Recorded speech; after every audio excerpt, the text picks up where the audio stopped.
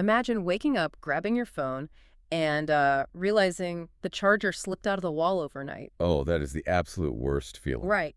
You're looking at a 1% battery icon, and before you even step out the door, you know you aren't capturing any photos today. You aren't navigating anywhere new. You certainly aren't going to be streaming anything on your commute. Exactly. You are just going to be operating in pure survival mode, hoping you don't completely power down before you can find an outlet. We all know that sinking, helpless feeling when our hardware just fails us. We've all been there. But consider what happens when that dead battery isn't in your pocket, but in your own spiritual life. Welcome to today's deep dive. Yeah, and that is a much harder metric to track, honestly.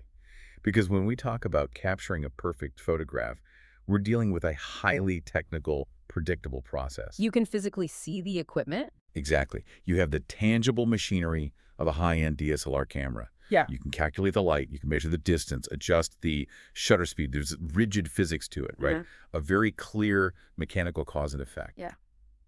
But when you transition to, like, navigating faith, seeking divine guidance, or building personal resilience, you are dealing with the absolute definition of abstract. You really are. I mean, we're usually just told to have more faith or be patient, which, for anyone listening to this deep dive, you know that can sometimes feel like being asked to grab smoke with your bare hands. That's for sure. It's incredibly frustrating. It is.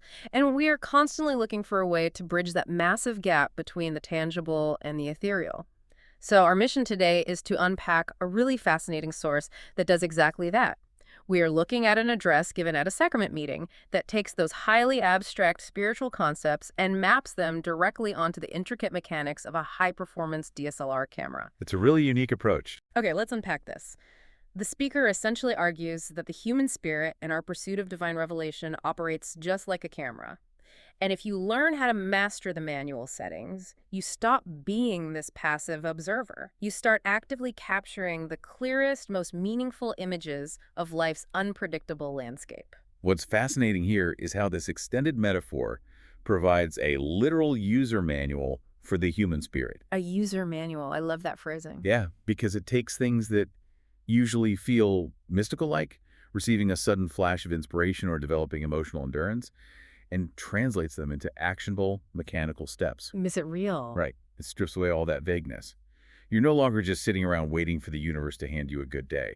You are physically adjusting your equipment to capture it. And any good user manual starts with the most basic function, right? Just pressing the button. The shutter. Exactly.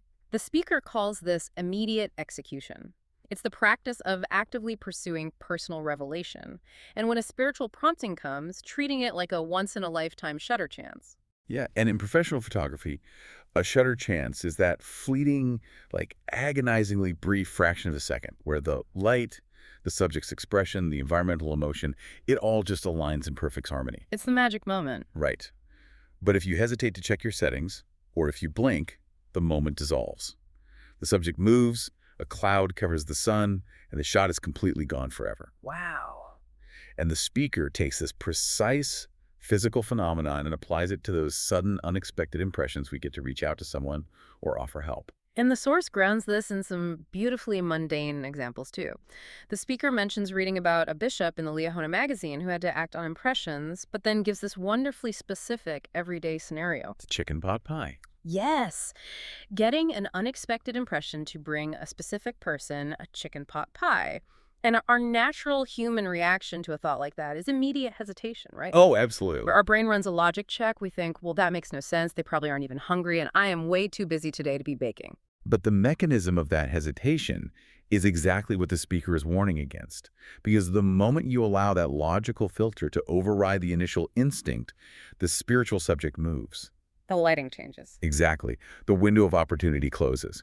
And the speaker explains that this rationalization leaves you with nothing but a blurry photo, which serves as a really powerful metaphor for the lingering regret of an unacted upon impulse.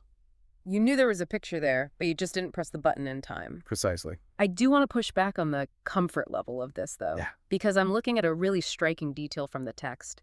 The speaker says you should follow that sudden prompting, even if the person you're prompted to visit has previously looked you in the eye and said, don't come back. Yeah, that is a heavy detail. It's asking a lot. It moves this from a gentle, feel-good nudge to a socially terrifying test of resolve. It actually reminds me of aggressive street photography. Oh, like in the city. Yeah, you see these photographers in New York or Tokyo who walk right up to a tense scene unfolding on a busy sidewalk, put the camera inches from a stranger's face, and just snap the picture. Right. They don't ask. They don't. They have to trust their eye completely and take the shot before their own anxiety has the chance to talk them out of the disruption. And the reason those street photographers operate that way is because they understand that asking for permission fundamentally alters the authenticity of the subject. That makes a lot of sense. And the speaker introduces a training method to help develop that exact kind of spiritual reflex. It's a cycle. Listen, write, act. Listen, write, act. Right. You don't just wander around hoping to feel something. You prepare your mind, you ask specific questions in prayer, and you immediately write down the impressions that come. Which I imagine physically bypasses that logical filter we talked about, the one telling you it's a silly idea. Exactly. You write it down, and then you execute on it without delay. And the text points out a really cool mechanical reward for executing that cycle. The burst mode. Yeah, the reward is triggering what the speaker calls continuous shooting mode, or burst mode. In a digital camera, holding down the shutter in burst mode fires off dozens of frames a second. It just keeps clicking. Right. Spiritually, by acting immediately on that very first uncomfortable prompting, you demonstrate a level of faith that keeps the shutter firing. You initiate a rapid-fire flow of divine guidance. So one action unlocks the next instruction. Exactly. And the next, creating a whole sequence of events you could never have planned logically. You are documenting a whole sequence of divine interactions just by being willing to drop off a chicken pot pie. It's pretty amazing when you think about it. It is. But, capturing an image implies you actually have a subject in your viewfinder. So let's look at what the speaker suggests we aim this machinery at. Because taking a million shots in burst mode doesn't do any good if the camera is completely out of focus. Oh, absolutely. And the speaker argues for an intentional shift in our autofocus, specifically turning the lens away from our own internal anxieties and focusing it outward toward the people around us. And the visual example used here is incredibly relatable. The speaker says that constantly focusing on yourself is like using a macro lens to zoom in on facial blemishes. Oof. Yeah, we all do that. We do. You lose all perspective because you're just scrutinizing your own flaws, your own awkwardness, your own problems.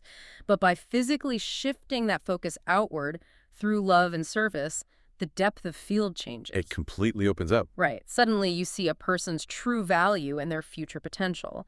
The speaker even likens this outward focus to seeing someone as the resurrected being they have the potential to become. It forces a transition from a really critical, microscopic view to a grand, eternal view. Yeah. The speaker lists very tactile acts of service to achieve this too, like engaging in family history work, or literally physically pushing someone's wheelchair. So it's very hands-on. Very. And these aren't framed simply as altruistic checklist items. They are presented as the ultimate functional cure for human self-centeredness. Let's think about how a physical camera lens actually works for a second. If your autofocus is locked onto a tiny speck of dust sitting right on the exterior glass of the lens itself. The picture is ruined. Exactly. The entire majestic landscape in the background, the mountains, the setting sun, it all becomes a blurry, unrecognizable mess. You are so hyper-focused on your own immediate surface flaws that you completely lose the beauty of the world you are walking through. The psychological mechanism at play there is really fascinating. The speaker notes that turning the lens toward others doesn't merely benefit the recipient of the service. It helps the person taking the picture. It actively heals the photographer. By engaging in the physical act of serving others, your own emotional wounds begin to close. The entire picture of your life brightens up because you're no longer staring cross-eyed at the scratches on your own equipment. I love that. But having a subject in focus is one thing when you're standing in a beautiful park in broad daylight. The mechanics are easy there.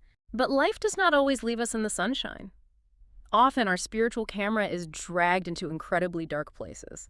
A sudden health crisis, financial ruin, or just a profound personal loss. And low light conditions are the ultimate test of both the equipment and the operator. The speaker addresses this by examining the natural human reflex when plunged into a dark room. Which is usually to panic. Or complain.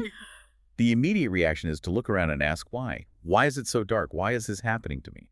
Which, I mean, is an entirely valid emotional response. Of course it is. But in photography, yelling at the darkness does not expose the sensor to any more light. No, it doesn't. The speaker advocates for a massive settings change when we hit adversity. We have to shift our questioning from, why is it dark, to, how do I adjust my aperture and my shutter speed to get the best photo in this darkness? That's a huge pivot. It is, and the way the source maps these variables is brilliant. The aperture represents your faith, the shutter speed represents your patience, and the resulting photograph is your personal growth. Let's look at the actual physics of that analogy because it's so clever. The aperture is the mechanical opening within the lens. A wider aperture physically dilates to gather scarce photons in a dark room. So it opens up to catch whatever light is there. Right. So widening your faith allows more spiritual light into a seemingly hopeless situation. And then you have shutter speed, which dictates how long the sensor is exposed to whatever light is available. Okay, so if the room is pitch black, You have to leave the shutter open for a significantly longer time to capture an image. and that requires immense patience. You have to hold the camera perfectly still, because if you lose your nerve, if you get frustrated by the dark and snap the shutter closed too fast, you get a black frame. The image is ruined. Exactly. I have to admit, reading this part of the source made me pause. Because doesn't it take an exhausting amount of mental and spiritual energy to constantly operate in manual mode? Oh, absolutely. It's draining. Always consciously dilating your faith, constantly commanding yourself to stand still and be patient. Sometimes when you are suffering, you don't want to adjust your settings. You just want to sit in the dark and be angry about the dark. The fatigue you're describing is very real. But the speaker's argument is that this specific focus shift in questioning, forcing your brain to stop asking why and start asking how, is the exact psychological mechanism that rescues a person from despair. Because it gives you something to do. Yes. Yeah. It fundamentally changes your relationship to the darkness. It reframes a trial, not as an arbitrary punishment or, a bout of terrible luck, but as sacred training. Sacred training, I like that. It becomes an opportunity to align your will with God's. By asking, how do I adjust, you empower yourself. You transition from being a helpless victim of a dark environment into an active participant in your own growth. You're taking control of the machinery instead of letting the environment dictate the shot. I definitely see the value in that empowerment. But let's look at the physical reality of the camera itself for a minute. You can have your aperture of faith wide open. You can have your shutter speed of patience dialed in perfectly. But if the actual equipment in your hands is dirty or broken, you are still going to capture a terrible image. And this introduces the concept of daily maintenance, the physical upkeep of the spiritual machinery. Right. The speaker focuses heavily on daily gospel learning and keeping covenants as the literal maintenance routine for the soul. Because the text points out that a dirty lens ruins photographs, regardless of how expertly you have adjusted your manual settings. It doesn't matter how good you are if the glass is smeared. Right. Those smudges, fingerprints, and dust particles represent our daily small mistakes. The recurring flaws in our character and the ways we just, miss the mark. And the proposed remedy is the process of repentance and partaking of the sacrament. The speaker describes these acts as the ultimate lens cleaning ritual. A lens cleaning ritual. Yeah, it's a recurring requirement to wipe away the accumulated daily grime so the sensor can actually process the light clearly again. But a clean lens is totally useless if the camera won't turn on. Dead battery. Exactly. A dead battery makes a $10,000 camera nothing more than a highly engineered paperweight. Which brings us back to that sinking feeling of stepping out the door with a phone at 1% battery. We always come back to the battery. We do. The speaker argues that daily prayer and scripture study, specifically pointing to the Come Follow Me curriculum, must be priority number one on your daily to-do list. Not to just check a religious box, but to avoid operating on a 1% spiritual charge. And the scale of the power source the speaker describes here is staggering. Yeah, it's huge.